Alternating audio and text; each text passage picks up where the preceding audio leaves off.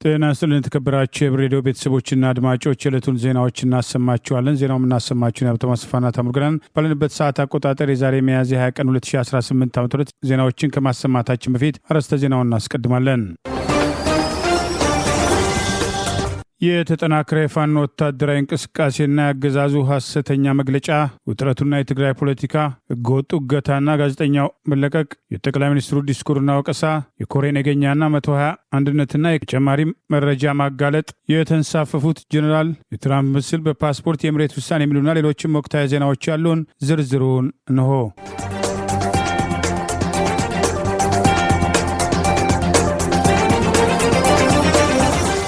የፋኖን የምህረት አዋጅ ወደ ጎን በማድረግ ከጠላት ጋር ተሰልፈው ህዝባቸውን ሲያጠቁ የነበሩ ባንዳዎች ላይ የተጠና እርምጃ ወስዶ ድል መቀዳጀቱን ምኒልክ ዕዝ አስታወቀ። የአማራ ፋኖ ብሔራዊ ንቅናቄ ወሎ ቤተ አማራ ምኒልክ ዕዝ ዛሬ ሚያዝያ 20 ቀን 2018 ዓ.ም ይፋ እንዳደረገው ምኒልክ ዕዝ 105ኛ ኮር 47ኛ ክፍለ ጦር አማራ ሳይንት አጅባር ከተማ ታላቅ ጀብዱ መፈጸሙንና በዚህም ከጠላት ጋር የተሰለፉ 14 ባንዳ ሚሊሻዎች መደምሰሳቸውን አስታወቀ። ምኒልክ ዕዝ 105ኛ ኮር 47ኛ ክፍለ ጦር ታቦር ሻለቃ ሚያዝያ 18 ቀን 2018 ምሽት አማራ ሳይንት ወረዳ አጅባር ከተማ መግባት የጠላትን ጥምር ሰራዊት በመደምሰስና የነፍስ ወከፍ መሳሪያ በማረክ ታላቅ ጀብዱ መፈጸሙን ገልጿል። በዚህ ተጋድሎ ታቦር ተራራ ሻለቃ አጅባር ከተማ መግቢያ ያለውን ነሆር ሜዳ ኮንክሪት ምሽግ በመደምሰስ ከተማውን ሙሉ ለሙሉ መቆጣጠሩንም አስታውቋል። ታቦር ተራራ ሻለቃ በተጋድሎ በርካታ ሆደ አደር ሚሊሻና የብልጽግና ስልጣን አስጠባቂ ሰራዊትን በመደምሰስ ከ13 በላይ ነፍስ ወከፍ መሳሪያ መማረክ መቻሉን ገልጿል። ከዚህ ጋር ተያይዞ የፋሽቱ ስልጣን አስጠባቂ ሰራዊት ፍርፋሪ እየለቀሙ ወገናቸው የአማራ ህዝብ ላይ ዘር ማጥፋት እየፈጸሙ የነበሩ ከ14 በላይ ሚሊሻዎች መደምሰሳቸውን ገልጾ የተወሰኑትን በስም ዘርዝሮ ይፋ አድርጓል።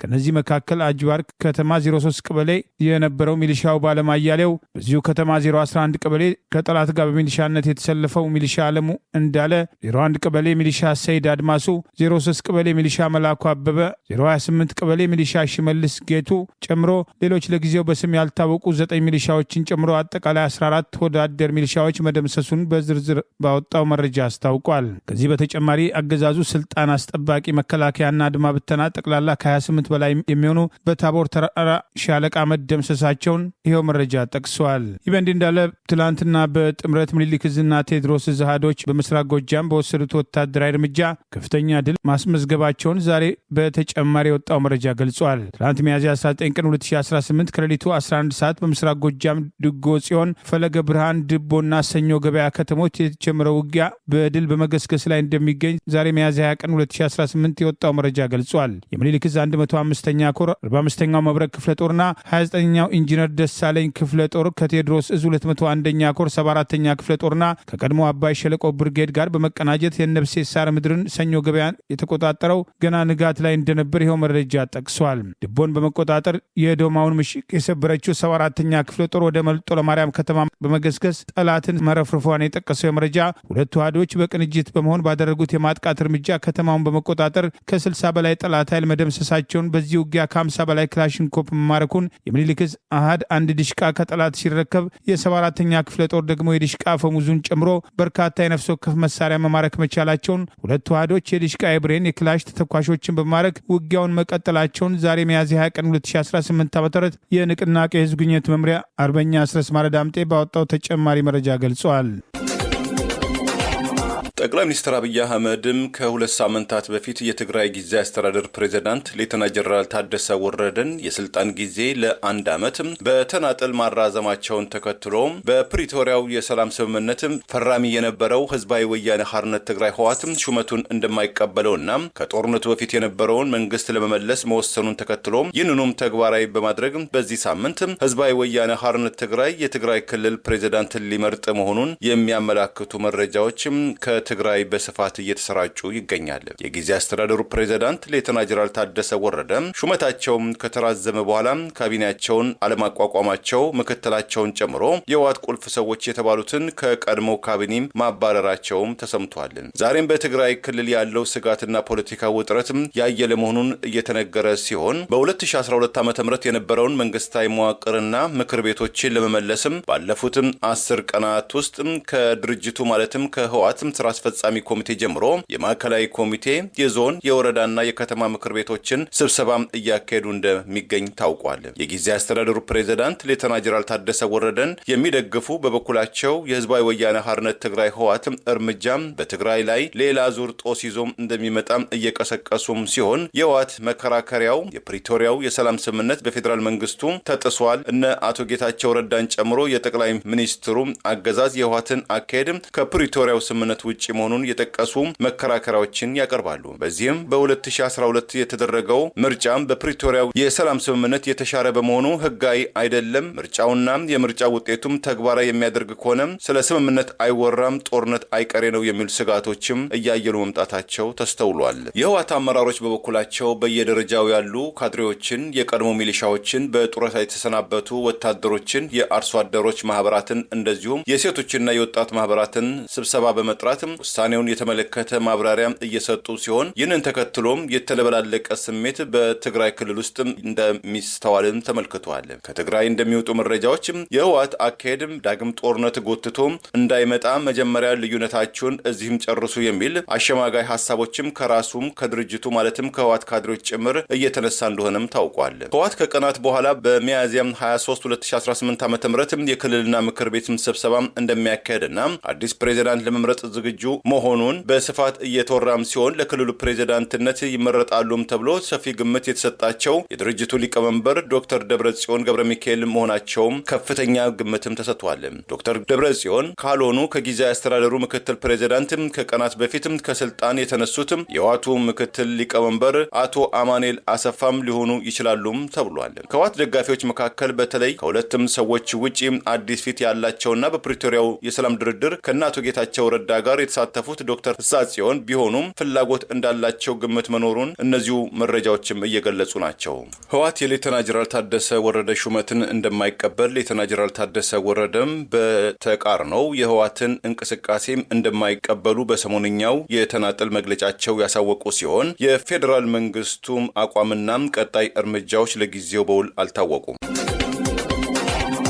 ብልጽግና የግል ህይወቱ ይመራ የነበረ ኮሎኔልን የፋኖ ኮሎኔል ያስኮ ማለት ራሱን በሐሰተኛ መረጃ ለማስደሰት መሞከሩን ተጨባጩን ሀቅ እንደማይቀይረው የአማራ ፋኖ ብሔራዊ ንቅናቄ ወሎ ቤተ አማራ እዝ አስታወቀ።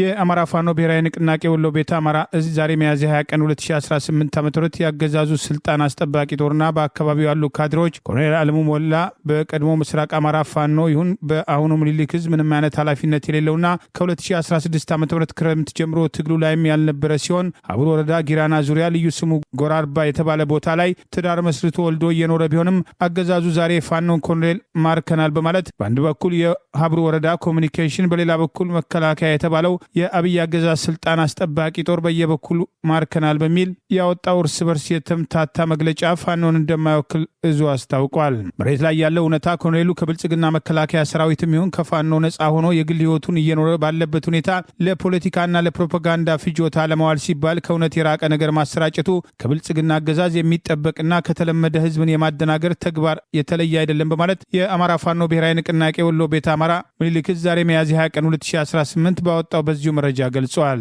የንቅናቄው የህዝብ ግንኙነት ኃላፊ አርበኛ አስረስ ማረ ዳምጤ ሀብሩ ወረዳና የአብይ አህመድ መከላከያ መጀመሪያ ተስማምታችሁ ብታጭበረብሩስ የሀብሩ ወረዳ ኮሎኔል አለሙ የተባለውን ግለሰብ ሰላም አስከባሪያችን ማረከው ትላለች።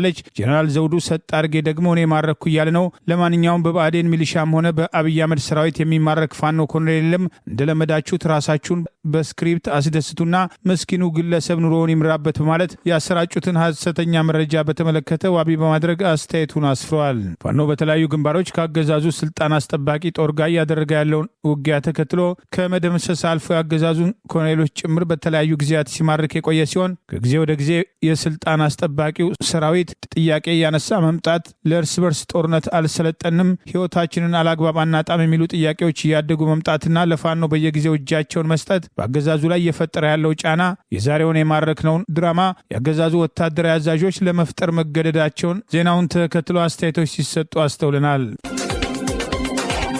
አዲስ አበባ ውስጥ ከስራ ገበታው ታግቶም ላለፉት 2 ሳምንታት ባልታወቀ ስፍራም ታፍኖ የቆየው የአዲስ ስታንዳርድ ድህረ ገጽ መጽሔት ጋዜጠኛ ሚሊዮን በየነም ዛሬም ከአፈናው መለቀቁን አሳታሚው ድርጅቱ አስታወቀ። አሳታሚው ድርጅትም ጃኪን ዛሬ እንዳስታወቀው የሰራው ጥፋት ወንጀሉም ሳይነገረው ላለፉት 2 ሳምንታት ህጋዊ ባልሆነና ባልተገለጸም ስፍራ ውስጥም ታግቶ የቆየው ጋዜጠኛ ሚሊዮን ዛሬ ከሰዓት በኋላም ለቤተሰቦቹ፣ ለስራ ባልደረቦቹና ለጠበቆቹ ተላልፎ ተሰጥቷልም ብሏል። በሚሊዮን ላይ ደርሷል በተባለው አፈና እገታም ዙሪያም ቀጣሪው ድርጅት አዲስ ስታንዳርድ መጽሔቱ ጊዜው አስፈላጊም ሲሆን ለህዝብ ይፋም ያደርጋልም ብሏል። የደህንነትም ኃይሎች በጋዜጠኛ ሚሊዮን ላይ ያደረሱት አፈናና ማንገላታትም በምንም መልኩም ተቀባይነት እንደሌለው አቋሙን የገለጸው ጃኪን አሳታሚ ድርጅት በተቃራኒው ሀሳብን በነጻም የመግለጽ መብትም እንዲከበር ጋዜጠኞችን ማሸማቀቅ፣ ማንጓጠጥ፣ ማዋከብ፣ ያለ ፍርድ ቤት ውሳኔ ማሰር እንዲቆም ህዝብ መረጃም የማወቅና የማግኘት መብቱም ሊከበርለት ይገባልም ሲል ጥሪ አቅርቧል። መቀመጫውን በእንግሊዝ ሎንዶን ከተማ ያደረገው የሰብአዊ መብት ተሟጋቹ ድርጅት አምነስቲ ኢንተርናሽናል ጋዜጠኛ ሚሊዮን ከመለቀቁም ቀደም ብሎ ለጠቅላይ ሚኒስትር አብይ አህመድና ለሰብአዊ መብትም ተሟጋች ድርጅቶች በላከው ግልጽ ደብዳቤ ባለፈው ሚያዝያ ወይም በፈረንጆቹ አፕሪል 15 2026 አዲስ አበባ ውስጥ ከቢሮ በታጣቂዎች ታፍኖ የተወሰደው ጋዜጠኛ ሚሊዮን በየነ እስራት ኢፍትሐዊ መሆኑን ገልጾ ከጋዜጠኛ ሚሊዮን በየነ እስራት ጋር በተያዘ ገለልተኛ ውጤታማና ግልጽ ምርመራም እንዲደረግ አምነስቲም ጠይቋል። ጋዜጠኛ ሚሊዮን በታፈነበት ዕለት ማምሻው ላይ የእጅ ስልኩ ይሰራ እንደነበረም በኋላም መጥፋቱን ያወሳው አምነስቲ በደህንነቱ ዙሪያ ቤተሰቦቹ ላይ ብርቱ ስጋት እንደጣለባቸው ገልጾ ህጋዊ የመዝገባ ወረቀትም በኢትዮጵያ መገናኛ ብዙሃን ባለስልጣን የጋዜጠኛው አሳታሚ ድርጅት አዲስ ስታንዳርድ መታገዱ የነገሮችን ውስብስብነትና ተያያዥነትን አመላካች ነው ብሎታል።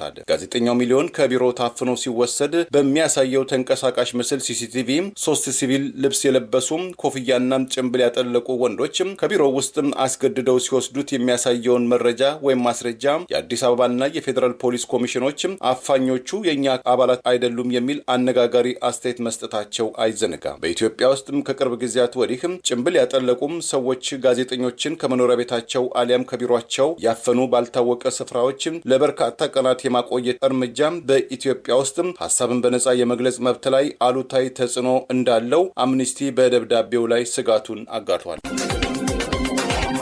በአገሪቱ የእርስ በርስ ጥላቻ በማስፋፋት ብሔር ተኮርና ሃይማኖት ተኮር ጥቃቶች ዛሬም የየዕለት ዜና በሆኑበት ሀገር ኢትዮጵያ በሚገጥሟት ተግዳሮቶች ሳትገደብ ከሚገመተው በላይ በከፍተኛ ፍጥነት እየተገነባች ነው ማለት በዘር ጭፍጨፋ፣ በጦር ወንጀልና በሀገሪቱ ውስጥ ማንነትና ብሔር ተኮር ጥቃቶች ጭምር እጃቸው አለበት የሚባሉት ጠቅላይ ሚኒስትር ዛሬ ያደረጉት ንግግር ተጨማሪ ወቀሳ አስከትለዋል። የማህበራዊ ልማት እመርታ ለሀገር ግንባታ በሚል መሪ ቃል ባለፉት ዓመታት በማህበራዊ ዘርፍ የተመዘገቡ አበይት ውጤቶች የቀረቡበት የምክክር መድረክ በተባለበት ጠቅላይ ሚኒስትሩ ተገኘ ያሏቸውን ስኬቶች ጭምር የዘረዘሩ ሲሆን ኢትዮጵያ የሚገጥሟትን ተግዳሮቶች ተሻግራ በከፍተኛ ፍጥነት እየተገነባች ነው ማለት ብዙሃኑ ሕዝብ የሚያነሳቸውን ጥያቄዎች ወደ ጎን በማድረግ ዛሬም የሚፈልጉትን እየተናገሩ ለሕዝብ ያላቸውን ንቀት አሳይተዋል ተብለዋል። ዜጎች በገዛ ሀገራቸው በልተው ማደር ቅንጦት እየሆነ የመጣበት፣ ሰራተኛው ከልመና ያልተሻለ ኑሮ እየኖረ ከዛሬ ነገ የተሻለ ነገር ይመጣል በሚል በተደጋጋሚ በምሬት መከራ የሚገፋበት፣ የጤና ባለሙያዎችን ጨምሮ ሌሎችም የመንግስትና የግል ሰራተኞች በአገሪቱ ውስጥ ያለው ኢኮኖሚያዊ ቀውስ ፍዳቸውን እያሳየ ያለበት፣ ገበሬው አምርቶ እንዳይበላ የእርስ በርስ ጦርነት በአገሪቱ በመክፈት በአማራ ህዝብ ላይ የከፈቱት ጦርነት 3ኛ ዓመቱን በደፈነበትና በኦሮሚያ ክልልም ስልጣን ከያዙ ጀምሮ ዛሬም ድረስ ጥይት መጮህ ያልቆመበት፣ በህገ ወጥ ቡድን ዜጎች እየተዘረፉ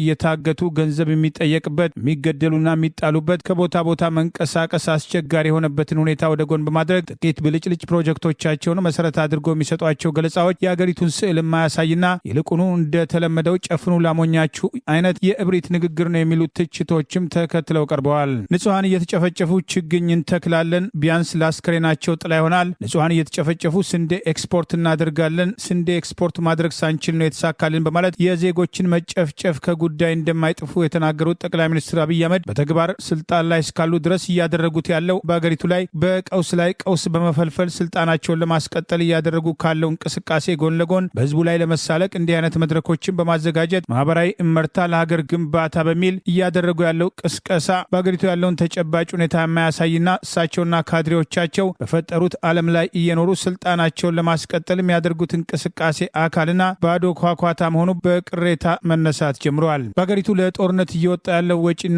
በጦርነቱ ሳቢያ ሰላማዊ ሰዎችን በመጨፍጨፍ መሰረተ ልማቶችን በማውደም አገሪቱን አፍርሶ ሌላ አገር ለመመስረት ድብቅ እቅዳቸውን ለማስፈጸም እየተንቀሳቀሱ መሆኑ በተደጋጋሚ የሚገለጸው ጠቅላይ ሚኒስትር አገሪቱን እየገነባን ነው የሚለው ዲስኩር በተቃራኒው አገሪቱን እያፈረሱ መሆናቸው በተግባራቸው ተረጋግጦ ዛሬ አደባባይ ከወጣ በኋላ ስልጣናቸውን ተገን አድርገው በህዝቡ ቁስል ላይ እንጨት እንደመስደድ ያለ ንግግራቸው ሚሊዮኖችን የሚያናድድ በውሸት ንግግሮቻቸው ለተሰላቸው እና ጀርባውን ለሰጣቸው ህዝብ ያላቸውን ንቀት ያሳያል የሚሉ ቅሬታዎችም ተከትለው ቀርበዋል። በአገሪቱ የነዳጅ እጥረትን ተከትሎ ዘራፊ ባለስልጣኖቻቸውን ማስታገስ ያቃታቸው ጠቅላይ ሚኒስትር ለነዳጅ 20 ቢሊዮን ብር በየወሩ እንደጉማለን የሚል ሐሰተኛ መረጃ ጭምር በዚሁ መድረክ መናገራቸው ተጨማሪ ቅሬታ አስነስቷል። ነዳጅን አንደጉምም በሚል ከጊዜ ወደ ጊዜ ነዳጅ ድጎማ መቀነሳቸው የአደባባይ ሚስጥር የሆነበትና መድኃኒትን ጨምሮ አስፈላጊ ቁሳቁሶች ላይ በመንግስት በኩል የሚደረጉ ድጎማዎችን በመቀነስ የአገሪቱን ሀብት በጦርነትና በልጭልጭ ፕሮጀክቶች እያባከኑ አገሪቱ አድጋለች የሚለው ገለጻ በተደጋጋሚ ህዝቡን ጨፍኑ ላሞኛቸው የሚል ተራ ንግግርና በቅርቡ የህዝቡን ብሶት ያንጸባረቀው ድምፃዊ ቴዎድሮስ ካሳሁን በአገሪቱ ያለውን ተጨባጭ ሁኔታ ከሳቸውና አገዛዛቸው በተሻለ የህዝቡን የማረከና የህዝቡን እውነት ያንጸባረቀ መሆኑን በህዝቡ ድጋፍ ከሀገር ውስጥም ከውጭም በተግባር መገለጡን አንዳንዶች በመጥቀስ አስተያየታቸውን ሲሰጡ ተስተውለዋል። ጠቅላይ ሚኒስትሩ ከ7 ዓመት በፊት ኢትዮጵያ ነዳጅ አግኝታለች፣ በጅቡቲ በኩል ወደ ውጭ ትልካለች እስከ ማለት የደረሱበትን መግለጫ የሚያስታውሱ ወገኖች ህዝብን በመካድ ከህዝብ ፍላጎት በተቃራኒ የሚያደርጉትን እንቅስቃሴ አጠናክረው ዛሬም እሳቸው የሚፈልጉትን እንጂ ተጨባጩን ሀቅ እንደማይናገሩ በተግባር ማሳየታቸውን በወቀሳ ተነስቷል። በደቡብ አፍሪካዋም ጆሃንስበርግ ከተማ ውስጥ በአንድ ምግብ ቤት ውስጥ ፊታቸውን የሸፈኑ ግለሰቦችም ትላንት ጠዋት በፈጸሙትም ጥቃትም 3 ኢትዮጵያውያን በጥይት ተገደሉ። በደቡብ አፍሪካም ይፈጸማል በተባለው ዘር ተኮርም ጥላቻና ግድያም ስጋት የገባትም ምዕራብ አፍሪካዊቷም ጋናም የደቡብ አፍሪካን ዲፕሎማትን ጠራች። ጎረቤት ኬንያም ዜጎቿን አስጠነቀቀች።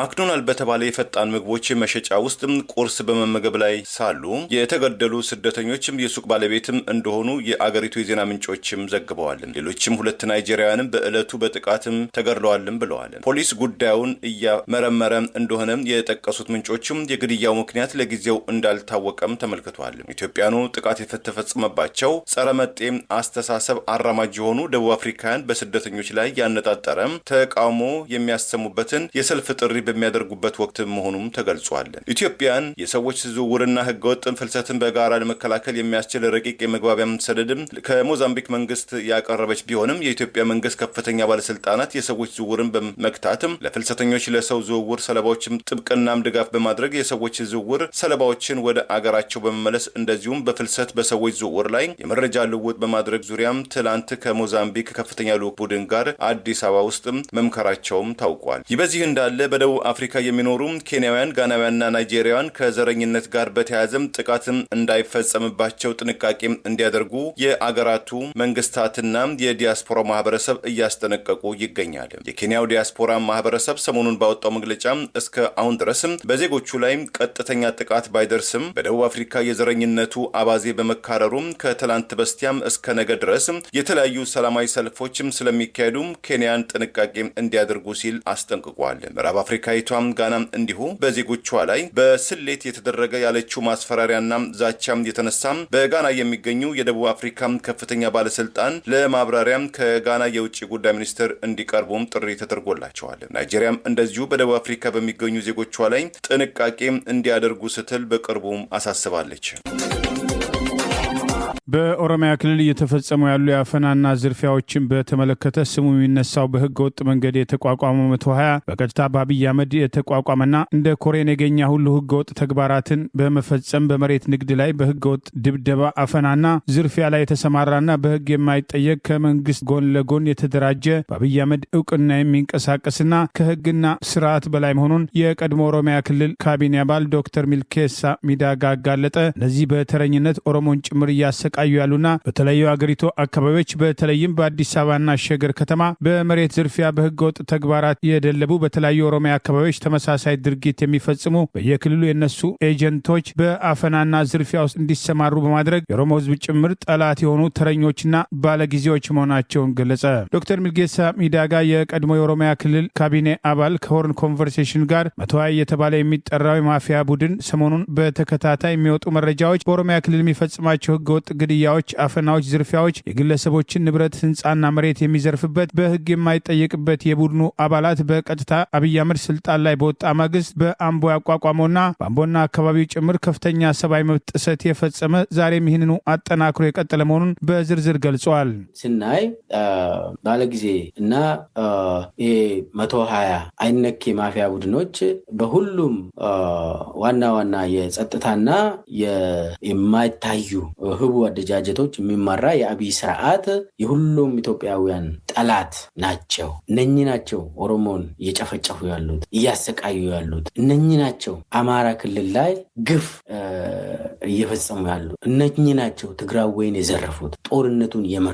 እነኚህ ናቸው ቤንሻንጉል ጉሙዝን እየዘረፉ እየገደሉ እያፈረሱ ያሉ፣ ጋምቤላን፣ ሶማሌ ክልል፣ ደቡብ፣ አፋር። ይሄንን ማፊያ ቡድን ካልተባበርን አይሆንም። እዚህ ላይ በደንብ አሁን በተለይ ሚዲያ ላይ የምንሰራ ሰው እነኚህ ማፊያዎች ለይተን በደንብ ስማቸውን ጠቅስ መናገር ያስፈልጋል። አንዳንዱ ደግሞ እንትን ብሎ የኦሮሞ መንግስት ይላል። እነኚህ ጸረ ኦሮሞ ናቸው። ኦሮሞን አይወክሉ። ኦሮሞን እያሰቃዩ እየዘረፉ እየገደሉ እያፈናቀሉ ሌሎችም ብሔር ብሔረሰቦች አባላትን እያፈናቀሉ እየገደሉ ያሉት እነኚህ ናቸው። ስለዚህ ምናልባት አብይና እነኚህ ቡድኖች አሁን 120 አምቦና ከአምቦ ዙሪያ ነው አካባቢ ነው የተወጣጡት አብዛኛው። ግን ደግሞ እንደ አምቦና አካባቢው የተሰቃየ ማህበረሰብ እንደው አለ ብዬ አልገምትም። ጠቅላይ ሚኒስትሩን ጨምሮ የጦር ኃይሎች ኤታማጆር ሹም የተባለው የቀድሞ ምርኮኛ ብርሃኑ ጁላ፣ የአየር ኃይል አዛዥና በየደረጃው ያሉ የፖለቲካና ወታደራዊ አመራሮች በባለጊዜነትና ተረኝነት ከቡድኑ ጋር ተሳስረው ከፍተኛ ዝርፊያ መፈጸማቸውን የጠቀሰው ዶክተር ሚልኬሳ ሚዳጋ የኦሮሞ ህዝብን እያሰቃየ እየዘረፈ ያለው ይህ ህገወጥ ቡድን አዲስ አበባ ሲመጣ ደግሞ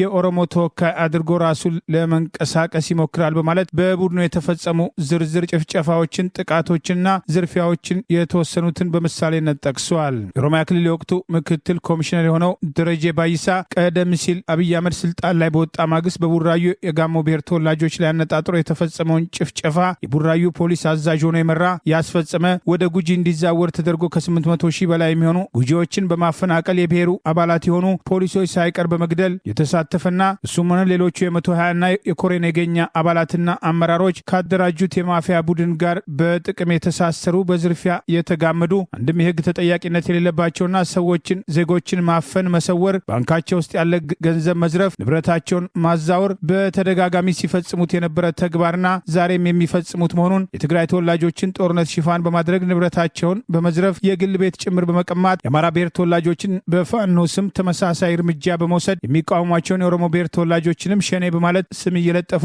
ተመሳሳይ ዘረፊያና ጥቃት እንደሚፈጽሙ በዝርዝር አጋልጧል። እና ባንክን ዘረፉ፣ የትግራዊ ሀብትን ዘረፉ፣ ተከፋፈሉ። እንዲያውም የሚገርማችሁ ዛሬ የምነግራችሁ የግል ቤት እንኳን የተወሰደባቸው የትግራዊ ተወላጆች የግል ቤታቸው የቀበሌ ቤት እንደውም አባሮ ነው ባለጊዜው አባሮ 1 2 3 የቀበሌ ቤት ይወስዳሉ በቃ ብለው። ይሄ በተለይ ደግሞ የትግራይ ተወላጅ ሆኖ የመከላከያ አባል የነበረ የብሔራዊ ደህንነት አባል የነበረ እነሱ ይታሰሩና ቤታቸው ይወስዳሉ። ሚስቶቻቸው ደግሞ ለማኝ ይሆናሉ። እንደዛ ነው የሆነ አዲስ አበባ። አሁን ቀጥሎ የሚሆነው የአማራ ህዝብ በፋኖ ምክንያት ተመሳሳይ ነገር እየደረሰባቸው ነው። ገናም ይደርሳል። ኦሮሞ ሸኔ ነው ተብሎ አብይን የማይደግፍ ከሆነ ሸኔ ነው ተብሎ ይዘረፋል። እየተዘረፈ ነው፣ እየተገደለ ነው፣ ኦሮሚያ እየተሰቃየ ነው። እና መሬት ብቻ አይደለም የሚዘርፉ የግል የመንግስት የቀበሌ ቤት፣ የግል ሀብት፣ የባንክ አካውንት ሙሉ ባለጊዜ ይዘርፋል። ዘርፈዋል ደግሞ አሁን ባንክን ሲዘርፉ የነበረው ልንገራቸው ኮሚቴ ተቋቋመ ያን ዶክተር ሚልኬሳ ሚዳጋ ሁሉም ህዝብ በአንድነት ስርዓቱ እንዲታገል ጥሪ ያቀረበ ሲሆን በተለይም አዲስ አበባን ማዕከል አድርጎ የሚፈጸሙ ተጨማሪ ሰብአዊ መብት ጥሰቶችና የቡድኑን ሚና በተመለከተ ተጨማሪ ማብራሪያዎች እንደሚሰጥ አስታውቋል። ቁጥራቸው ለጊዜው ያልታወቀ ኢትዮጵያንን ጨምሮ ግብፃውያንና ሱዳናውያንን ተገን ጠያቂዎችን ከሊቢያ የባህር ዳርቻም አሳፍራ በሜዲትራኒያን ባህር ላይ ስትቀዝፍ የነበረች የአሳ ማስገሪያም ጀልባ ሰጥማ በርካታ ሰዎች መሞታቸው ተገለጸ። ከዚህም አሳዛኝ ወንጀልም ጀርባ የሚገኙ ተጠርጣሪዎችን አድኖ ለመያዝ የሊቢያ የህግ ባለሙያዎችም መንቀሳቀሳቸውም ተሰማ። የሊቢያ ባለስልጣናት በትላንትናው ዕለት እንደገለጹትም ከሊቢያው ታብሩክ የባህር ዳርቻ ወደ ሰሜን አቅጣጫ በሜዲትራኒያን ባህር ላይ ስትጓዝ የነበረች የአሳ ማስገሪያ ጀልባ ውስጥ የነበሩ ኢትዮጵያንን ጨምሮ ሱዳናውያንና ግብፃውያን በድምሩ 38 ተገን ጠያቂዎችም ሰጥመው መሞታቸውም ገልጸዋል። በዚህ ተገን ጠያቂዎች ህይወት ላይ የቆመሩ ተጠርጣሪዎችም ያጋበሱት ነው የተባለ 300,000 የሊቢያ ዲናር እጅ ከፍንጅ መያዙን የገለጸው የሊቢያ አቃቢ ህግም ከጀልባዋም መስጠም ጋር በተያያዘ ህይወታቸውን ባጡትም ተገን ጠያቂዎች ዙሪያም ሰፊ ምርመራ እንደሚካሄድም አስታውቋል። እንደ ዓለም አቀፉ የስደተኞች ተቋም በአለፈው ዓመት በዓለማችን ላይ ቀያቸውን ለቀው ወደ ሌላ አገራት ለመሰደድ የተንቀሳቀሱ ወደ 8,000 የሚጠጉ ስደተኞች ሞተዋል አሊያም የገቡበትን አለመታወቁም መረጃዎች ይገልጻሉ። በትግራይ ሌተናል ጀነራል ታደሰ ወረደ ከስልጣን እንዲነሳ ትዕዛዝ የሰጡበት የክልሉ ቴሌቪዥን ጣቢያ ስራ አስኪያጅ ድርጅት እኔ ሾመኝ በሚል ከስልጣን አለመነሳቱ የጀነራሉን ስልጣን ጥያቄ ውስጥ ጥሏል። በመቀሌ የሞባይል ባንኪንግ አገልግሎት መከልከል መጀመሩን የሚጠቅሱ መረጃዎችም ወጥተዋል። በትግራይ ያለው የፖለቲካ ትኩሳት ወደ ኃይል ፍጥጫ እንዳያመራ ስጋት ባለበት ወቅት የክልሉ ጊዜያዊ አስተዳደር ፕሬዚዳንት ሆነው ለ1 ዓመት ከህግ አግባብ ውጭ በጠቅላይ ሚኒስትሩ ስልጣናቸው ተራዝሟል የተባሉት ሌተናል ጀነራል ታደሰ ወረደ ሰሞኑን ከስልጣን ካነሷቸው አመራሮች መካከል ለህወሓት ታማኝ የተባለው የትግራይ ቴሌቪዥን ስራ አስኪያጅ አባዲ ገብረስላሴ ከስልጣን ባለመነሳት ዛሬም በስራው ላይ እንዳለና የሾመኝ ድርጅት ነው የፈረሰ ጊዜያዊ አስተዳደር ከስልጣን ሊያነሳኝ አይችልም በሚል በእንቢታው መጽናቱ ታውቋል። ጠቅላይ ሚኒስትሩ አገዛዝ ጋር ጥብቅ ግንኙነት አላቸው፣ የትግራይን ጥቅም አላስከበሩም፣ በትግራይ ሰራተኞች ደሞዝ ተከልክለው ተፈናቃዮች ወደ ቀያቸው ሳይመለሱ ከፌዴራል መንግስቱ ጋር የቀረበ ግንኙነት አላቸው፣ ለትግራይ ታማኝ አይደሉም በሚል በህወሓት ሰዎች ወቀሳ የሚቀርብባቸው ሌተናል ጀነራል ታደሰ ወረደ በትግራይ ቴሌቪዥን ላይ ያላቸው ተጽዕኖ ለማሳደግ የአባዲ ገብረስላሴ ምክትልን አፈወርቂ ገብረ ህይወትን ስልጣን ሰጥተው የነበረ ቢሆንም አባዲ ገብረስላሴ ዛሬም በስልጣኑ ላይ እንደሚገኝና ዜናዎችን ጨምሮ ሁሉንም ፕሮግራሞች እሱ በሚሰጠው አቅጣጫ የሚሰራ መሆኑን የጀነራሉ ሹምሽር ተግባራዊ ያለመሆን ስልጣናቸውን ጥያቄ ላይ መጣሉን የሚጠቅሱ መረጃዎች ወጥተዋል። አባዲ ገብረስላሴ የትግራይ ቴሌቪዥን ስራ አስኪያጅ ሆነው ሲገለገሉበት የነበረውን ተሽከርካሪ ጨምሮ ኃላፊነታቸውን እንዲያስረክቡ የቀረበላቸውን ጥያቄ ወደ ጎን በማድረግ የፈረሰ ጊዜያዊ አስተዳደር ሊሾምና ሊሽር አይችልም፣ የተሾምኩት በድርጅት ነው በማለት ስራቸውን መቀጠላቸውና በህወሓትና ሌተናል ጀነራል ታደሰ ወረደ በሚመሩት የትግራይ ጊዜያዊ አስተዳደር መካከል ያለውን የስልጣን ሽኩቻ ተከትሎ ማን በተግባር ስልጣን እንዳለውና እንደሌለው በግልጽ እየታየ መምጣቱን የሚጠቅሱ መረጃዎች ወጥተዋል። አባዲ ገብረስላሴ ቀደም ሲል ወይን የተሰኘው የህወሓት ልሳን ጋዜጣ እንዲሁም በድርጅቱ የትግርኛ ማህበራዊ ገጽ ላይ ያገለግሉ እንደነበርና ወደ ትግራይ ቴሌቪዥንና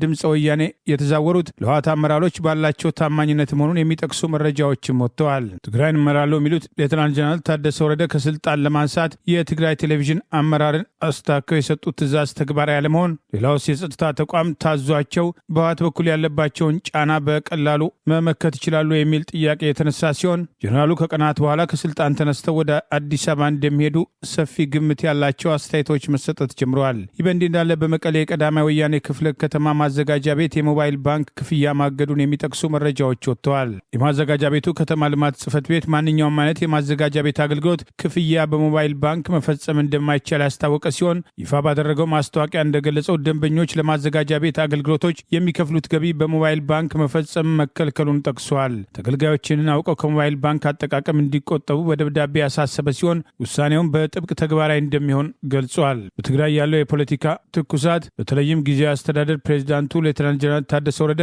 ለ1 ዓመት ስልጣናቸው የተራዘመበት አግባብ ከህግ ውጭ ነው። በፕሪቶሪያው ስምምነት መሰረት ህወሓትም ስልጣናቸው መራዘም ላይ አብሮ መወያየት ነበረበት በማለት ጠቅላይ ሚኒስትሩ በተናጠል የሰጡት ውሳኔ አልቀበልም በሚል ህወሓት ተቃውሞን የገለጸ ሲሆን ይህንን ተከትሎ አክሱም ላይ አድርጎት በነበረው ማዕከላዊ ኮሚቴ ስብሰባ ከጦርነቱ በፊት የነበረውን የትግራይ አስተዳደር መልሶ ለማቋቋም ውሳኔ መስጠቱ ሌተናል ጀነራል ታደሰ ወረደን ከጊዜ ወደ ጊዜ በትግራይ ያላቸው ስልጣን ላይ ጥያቄ የተነሳና እንደ ጌታቸው ረዳ ሁሉ ህወሓት ሊያፈናጥራቸው ይችላል የሚሉ አስተያየቶች ተከትለው መደመጥ ጀምረዋል። ጀነራሉ በሳቸው ላይ እርምጃ የሚወሰድ ከሆነ መዘዙ የከፋ መሆኑን ከስልጣናቸው በኃይል እንዳይነሱ በተደጋጋሚ መግለጫ መስጠታቸው አይዘነጋም። ደቡብ ኮሪያ በኢትዮጵያ ውስጥ የጸረ ሙስና ዘመቻን ለመዋጋት በማለት ለኢትዮጵያ ከፍተኛ ባለስልጣናት ስልጠና እየሰጠች መሆኗም ተዘገበ። ኮሪያን ታይምስ ዛሬ እንደዘገበው የዛሬ 2 ዓመት በኢትዮጵያና በደቡብ ኮሪያ መንግስታት መካከል የተፈረመው የጸረ ሙስና ዘመቻ መግባቢያ ሰነድ በእንግሊዝኛው ምህጻረ ቃል ሚሞራንደም ኦፍ አንደርስታንዲንግ ተግባራዊ ለማድረግ የኮሪያ የጸረ ሙስና ከፍተኛ ባለስልጣናትም ከኢትዮጵያ የጸረ ሙስና ባለስልጣናትም ከፍተኛ አመራሮች ለ5 ቀናት የሚቆይ ስልጠና ለመስጠትም የደቡብ ኮሪያም የጸረ ሙስና ተሞክሮን ለኢትዮጵያን ለማጋራት የተዘጋጀ የስልጠና ፕሮግራም መጀመሩን አስታውቀዋል። እንደ ኮሪያ ታይምስ ዘገባ የስልጠና ፕሮግራሙ ለመሳተፍም ጥያቄው የቀረበው ከኢትዮጵያ ባለስልጣናት በኩል ሲሆን በስልጠናውም በአመዛኙ የሚካተቱ ሰዎችን ተገቢ ባልሆነ መልኩም ጉቦን እንዲፈጽሙ የማበረታታት እኩይ ተግባር በስጦታ መልክም የሚሰጡ ነገር ግን የሙስና ባህሪያትን የጥቅም ተጋሪነትና ተቃርኖ ችግሮችን እንዴት መፍታትም እንደሚቻልና በተከታዩም ትውልድም ከሙስና የጸዳም እንዴት ማድረግ ይቻላል በሚሉ አጀንዳዎች ዙሪያ ያውጠነጠነ ነው ተብሏል። የዛሬ 8 ዓመት ሙስናን በማስወገድ ዘመቻም ከ180 የዓለማችን አገራት 53 ነጥብ በማስቆጠር 52ኛ ደረጃ ላይ የነበረችው ደቡብ ኮሪያ ባለፈው ዓመት ከ182 የዓለም ሀገራት 63 ነጥብ በማስቆጠር 31ኛ ደረጃ ላይ እንደሰፈረች የጸረ ሙስና መረጃ ያስረዳል። በተቃራኒው መለስተኛ ሙስና ወይም ፔቲ ኮረፕሽን፣ የአመቻ ጋብቻ ሙስና፣ ኒፖቲዝምና ሙስና የተፈታተናት ኢትዮጵያ ባለፈው ዓመት በዓለም አቀፉ የትራንስፓረንሲ ኢንተርናሽናል መስፈርት ከ100.38 ነጥብ ከ182 አገራት 96ኛ ደረጃ እንደምትገኝ ይህም መለኪያ ከዓለም አቀፍ የጸረ ሙስና መስፈርት አኳያም ዝቅተኛ እንደሆነ የተገለጸ ሲሆን ካለፈው 2 ዓመት ወዲህ መጠነኛ መሻሻሎች ቢኖሩም ፈተናው ግን ሙሉ በሙሉ አልተወገደም ተብሏል። ሙስናን ከሚጠየፉ የዓለማችን አገራት መካከል ተጠቃሽ የሆነችው ደቡብ ኮሪያ በመጪው ሰኔ ወር ለደቡብ አፍሪካዊቷ ለዚምባብዌ፣ በመጪው መስከረም ወር ለምዕራብ አፍሪካ አገራትና ለእስያ አገራት ተመሳሳይ የጸረ ሙስናም ስልጠና እንደምትሰጥም ኮሪያ ታይምስም በመረጃው ላይ አክሏል። በህጋዊ መንገድ ወደ ካናዳ እንልካለን፣ ከመንግስት ጋር ተባብረን እየሰራን ነው በማለት የሚሰራጨው መረጃ ሐሰት ነው ሲል የስራና ክህሎት ሚኒስቴር አስታውቋል። በኢትዮጵያ ውስጥ እንዲህ ያሉ ዘረፋዎች መስፋፋታቸውና ሃይባይ ማጣታቸውን ብዙዎች በወቀሳ ሲያነሱ ቆይተዋል። ወደ ካናዳ በቀላሉ ለስራ መሄድ ትችላላችሁ፣ ምዝገባ እናደርጋለን፣ ከመንግስት ጋር ተባብረን እንልካለን በሚል የስራና ክህሎት ሚኒስቴርን ጭምር በመጥቀስ እየተሰራጩ ያሉ መረጃዎች በአርቲፊሻል ኢንቴሊጀንስ፣ በዲፕፌክ፣ በድምፅና በምስል ተቀነባብረው የሚሰራጩ መረጃዎች ሐሰተኛ መሆናቸውን የስራና ክህሎት ሚኒስቴር ባወጣው ማብራሪያ ገልጿል። ወደ ካናዳ ለመላክ የተጀመረ ይፋዊ ምዝገባ አለመኖሩን ሚኒስቴሩ ያስታወቀ ሲሆን በሰጠው በዚሁ መግለጫ ህገወጥ አካላት የሰው ሰራሽ አስተውሎትን ኤአይና ዲፕፌክ በመጠቀም የፈበረኳቸው የቪዲዮና የምስል መረጃዎች በማሰራጨት ምዝገባ ተጀምሯል እያሉ ህዝቡን እያደናገሩ መሆኑን አስታውቋል። ዜጎች በግል ስልክ ቁጥሮች በሚደረጉ ጥሪዎችና መልእክቶች እንዳይታለሉ ሚኒስቴሩ ያሳሰበ ሲሆን ልብ ሊባሉ የሚገባቸውን ነጥቦችም በዝርዝር ጠቅሷል። ምዝገባ መጀመሩ የሚገለጸው በብሔራዊ ቴሌቪዥን፣ ሬዲዮና ሚኒስቴሩ ይፋዊ የንግግር ምልክት ብሉቲክ ባላቸው ማህበራዊ ገጾቹ መሆኑን ይፋ ያደረገ ሲሆን ሚያዝያ 1 ቀን 2018 ከካናዳ መንግስት ጋር የተፈረመውን ስምምነት የዝግጅት ምዕራፍ ላይ ያለን እንጂ ምዝገባ የተጀመረበት አይደለም በማለት ሁኔታውን እንደ መልካም አጋጣሚ በመጠቀም የስራና ክህሎት ሚኒስቴር ጋር ተባብረን ወደ ካናዳ ሰራተኛ ለመላክ ተዘጋጅተናል፣ ተመዝገቡ፣ ገንዘብ ላኩ በሚል በውስጥ የሚደረጉ ዘመቻዎችና ህገወጥ ማስታወቂያዎች ሐሰተኛ መሆናቸው ተገልጿል። ማንኛውም በግል ስልክ ቁጥሮች የሚደረግ ጥሪ የብዝበዛ ሙከራ በመሆኑ ህብረተሰቡ ጥንቃቄ እንዲያደርግ ማለት የስራና ክህሎት ሚኒስቴር ባወጣው መረጃ አስታውቋል። በቅርቡ በርካታ ታዋቂ አርቲስቶች ጭምር የተካተቱበትና ፊንቴክ ኢንቨስትመንት በሚል ከ920 ሺህ ብር ጀምሮ የኤሌክትሪክ መኪናዎችን እናስረክባለን በሚል ከ1.8 ቢሊዮን ብር በላይ የማጭበርበር ድርጊት የተፈጸመባቸው ዜጎች ቅሬታን ተከትሎ ወደ ውጭ ሀገር እንልካለን፣ ለስራ እናስመዘግባለን፣ ቪዛ እናሰጣልና ለስኮላርሺፕና ለሌሎችም ወደ ተለያዩ ሀገራት እንልካለን በሚል ቢሮ ተከራይተው ማስታወቂያ አስነግረው የሚንቀሳቀሱና ዜጎችን ዘርፈው የሚሰወሩ ግለሰቦች እንዴት ከፖሊስ አይን ተሰወሩ የሚሉ ወቀሳዎች በተደጋጋሚ ሲቀርቡ መቆየታቸው አይዘነጋም። በተለይም ውጭ ሀገር ዘመዶች ያሏቸው ወጣቶችን በማግባባትና እንዲህ አይነት እድል መጥቷል፣ ቤተሰቦቻችሁ እዛው ካሉበት ሀገር ሆነው ገንዘብ ሊልኩ ይችላሉ በሚል በተለይም በቴሌግራም በዋትሳፕና በተለያዩ ማህበራዊ መገናኛዎች በውስጥ የሚደረጉ ቅስቀሳዎች፣ የምልክት ልውውጦችና አሳማኝ የሚመስሉ ሐሰተኛ የሰነድ ማስረጃዎች በመታለል ዜጎች በተደጋጋሚ ለማጭበርበር አደጋ መጋለጣቸውን መሆናቸውን ሲገልጹ መቆየታቸው አይዘነጋም። የስራና ክህሎት ሚኒስቴር አረብ ሀገራት ለሰራተኝነት የሚልካቸውን ኢትዮጵያን ወጣቶችን በተመለከተ ኃላፊነቱን በአግባቡ የማይወጣ አገዛዙ ለውጭ ምንዛሪ ሲል በዜጎች ጉልበት ብዝበዛ ውስጥ በግልጽ መሳተፉና ይህም ድርጊት ከህገ ወጦቹ ያልተሻለ ድርጊት መሆኑ በተደጋጋሚ በወቀሳ ሲነሳ መቆየቱ አይዘነጋም። አሜሪካ ከኢራን በኩል የቀረበላትን አዲስ የሰላም ጥሪ ውድቅ አደረገች። በመጪው ሐምሌ የነጻነት ቀኗን የምታከብረው አሜሪካ የፕሬዝዳንት ዶናልድ ትራምፕ ምስልና ልዩ ፊርማቸውን ያካተተም አዲስም ፓስፖርት ለዜጎቿ እንደምትሰጥም ተገለጸ።